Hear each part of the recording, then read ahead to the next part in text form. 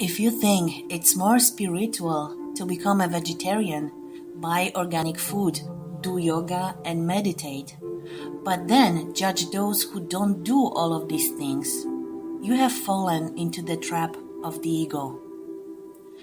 If you think it's more spiritual to ride your bike or public transport to work, but then judge those who drive, you've fallen into the ego trap. If you think it is more spiritual to stop watching TV because it's brainwashing us, but then you judge those who still watch it, you have fallen into the ego trap.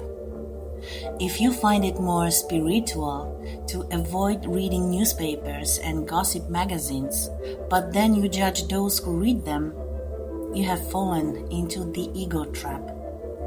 If you find listening to classical music or nature sounds more spiritual, but then criticize those who listen to commercial music, you have fallen into the ego trap.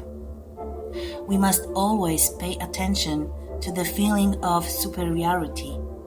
This is really the most important clue we need to understand when falling into the ego trap. The ego cleverly hides in noble thoughts, such as starting a vegetarian diet or using a bicycle, and then transforms into a feeling of superiority to those who are not following the same so-called spiritual path.